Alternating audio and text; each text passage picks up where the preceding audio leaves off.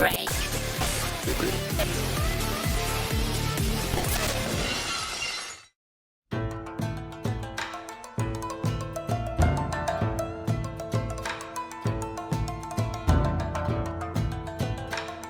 Goro is an exceptional general. Sincere, determined, and courageous. He has a strong camaraderie with the troops and is able to come up with creative battle plans. He does, however, have one shortcoming. He often lets the excitement of battle get to his head.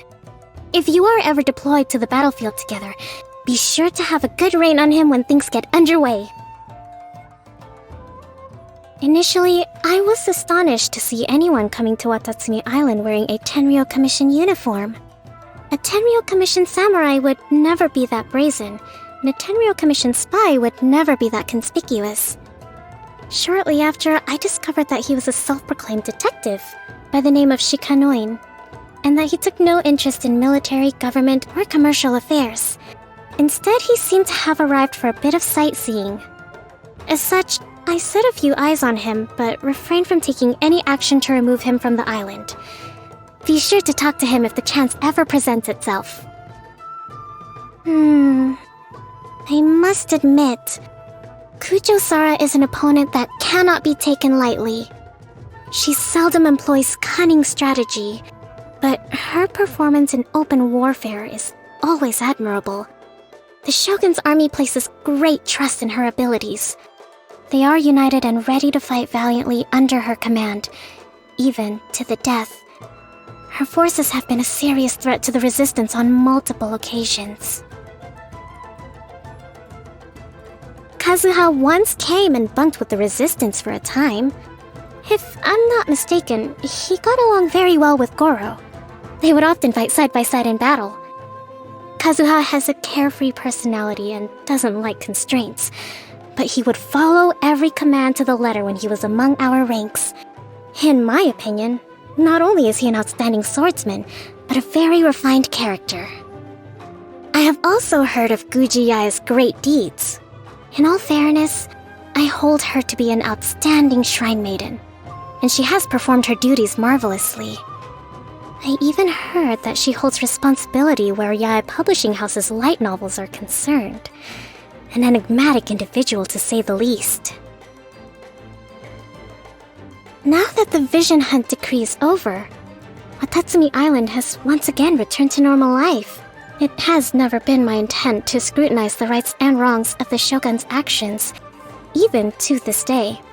What I do care about is the future of our island. It is my hope that the Shogun will fulfill her promise, and that we can live with the Shogunate in peace. However, if there comes a day when she once again casts aside the aspirations of the people, I can assure you that we won't sit by and watch. It's said that the depths of a person's heart run deep indeed. Yet, as the divine priestess of Watatsumi Island, it is my duty to strive to understand each person's thoughts. Let's start with you, traveler.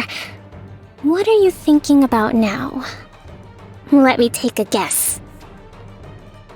My mother once taught me that it takes a broad outlook to become a qualified leader. However, my younger years were mostly spent traveling between Sangonomiya and the army. I never had time to embark on my own adventure. So, there are many aspects of adventuring that I've yet to fully understand. You'll have to excuse my lack of experience in this area. Back when Beidou and I were carrying out ambushes against the Shogun's army together, I raised my concerns that the enemy might detect our approach.